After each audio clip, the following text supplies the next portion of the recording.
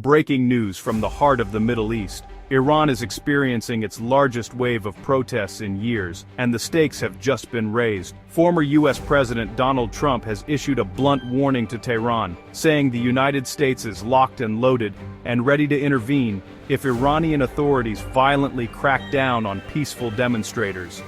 This statement comes amid a backdrop of rising unrest, deep economic hardship, and mounting international concern.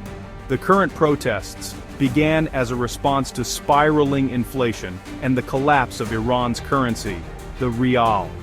What started with frustrated shopkeepers in Tehran has rapidly spread to dozens of provincial cities. Footage online shows crowds burning barricades and tense confrontations with security forces. These are not isolated incidents.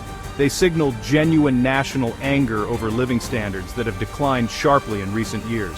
Official reports confirm at least 7 deaths so far, with both protesters and a member of the security forces killed during clashes. Rights groups and eyewitness accounts suggest that live ammunition has been used in some confrontations, fueling a sense of outrage and drawing attention from across the globe.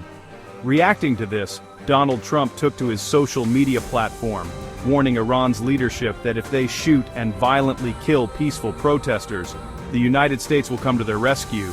He added, "We are locked and loaded and ready to go." However, he did not specify how or what form any intervention would take.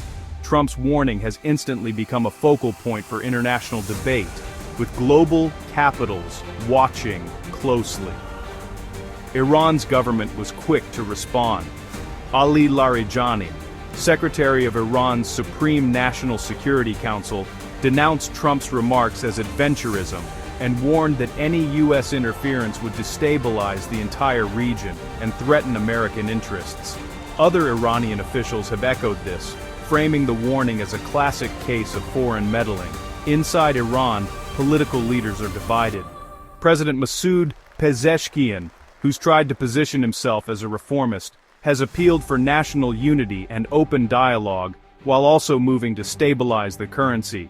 Meanwhile, hardliners have called for decisive security action. This internal split mirrors the growing frustration and complexity on the streets. The underlying causes of this unrest are deeply rooted. Years of U.S. sanctions have battered Iran's economy, driving inflation to over 40% and destroying the value of the rial. As basic goods become unaffordable, public anger has shifted from economic grievances to outright calls for political change.